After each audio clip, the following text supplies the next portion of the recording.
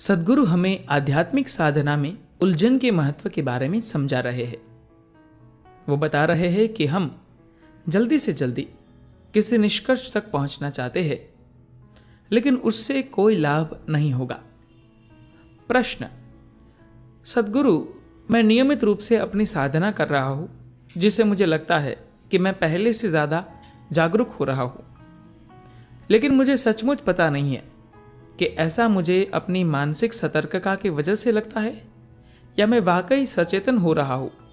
मैं इस बात को लेकर काफी उलझन में हूं। सद्गुरु कहते हैं, चेतना या जागरूकता आपकी कोशिशों के बल पर कभी नहीं आ सकती, क्योंकि यह आपकी कोशिशों के अधिकार क्षेत्र में है ही नहीं।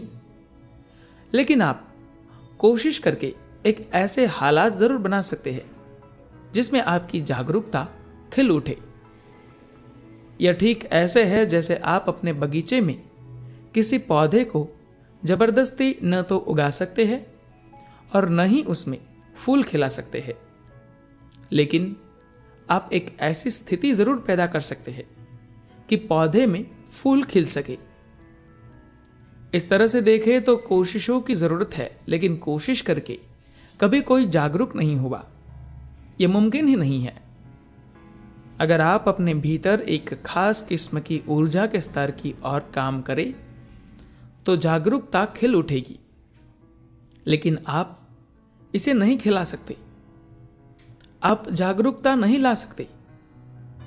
अगर आपने जरूरी वातावरण तैयार कर दिया तो यह घटित होगी, लेकिन मानसिक सतर्कता आप ला सकते हैं। देखिए, आप उन्हीं कामों को करने में सक्षम होते हैं जिन्हें आप अपने भौतिक शरीर से कर सकते हैं, मन से कर सकते हैं। जाहिर तौर पर मानसिक सतर्कता मन का ही एक कार्य है जो आप कर सकते हैं। आपकी गतिविधियां अभी आपके शरीर, मन और भावनाओं तक ही सीमित है। अब आपने इन यौगिक तरीकों को सीख लिया है। इसकी मदद से आपकी गतिविधियों का साम्राज्य ऊर्जा या प्राण के स्तर तक पहुंच सकता है। गतिविधियों के यही 4 स्तर है जो आप जानते हैं। इसके परे कोई गतिविधि नहीं है, लेकिन जागरूकता का संबंध इनमें से किसी के साथ भी नहीं है। यह शरीर, मन, भावना या प्राण किसी से भी जुड़ा नहीं है। यही वजह है कि आप इसे नहीं कर सकते। तो आप उलझन में हैं। उलझन अच्छी बात है, आपको यह पसंद नहीं, क्योंकि आपको इसकी कीमत का अंदाजा नहीं है। आप निष्कर्ष की आरामदायक स्थिति में रहना पसंद करते हैं। निष्कर्ष का मतलब मौत है। उलझन का मतलब है कि अभी भी संभावना है। उलझन का मतलब है कि आप ढूंढ रहे हैं। आप जितने ज्यादा उलझन में होंगे, आप उतना ही ज्यादा ढूंढेंगे। लेकिन दुनिया में ज्यादातर मन को उलझन पसंद नहीं आती, क्योंकि वे इसे संभाल नहीं पाते। उन्हें पता ही नहीं कि इसे संभाला कैसे जाए। क्योंकि वे उलझन को संभाल पाने में सक्षम नहीं होते, इसलिए जल्दी से जल्दी किसी नतीजे पर पहुंच जाना चाहते हैं।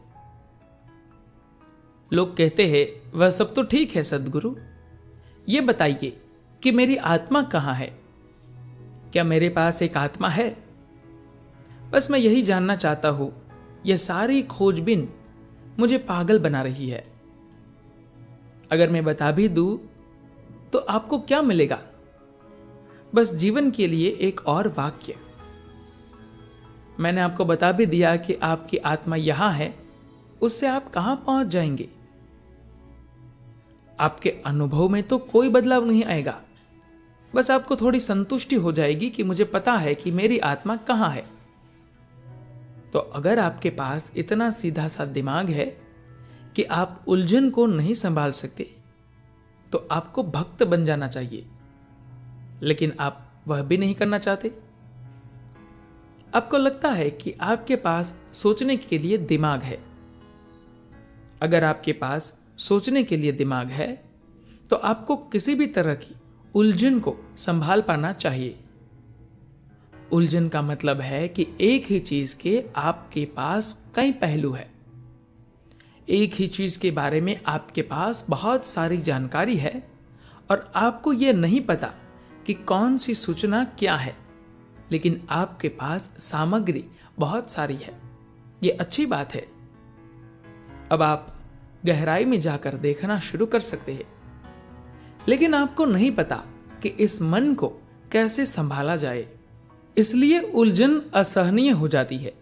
आप जल्द से जल्द नतीजे पर पहुंचना चाहते हैं, लेकिन वह नतीजा आपको कहीं नहीं पहुंचाएगा। धन्यवाद।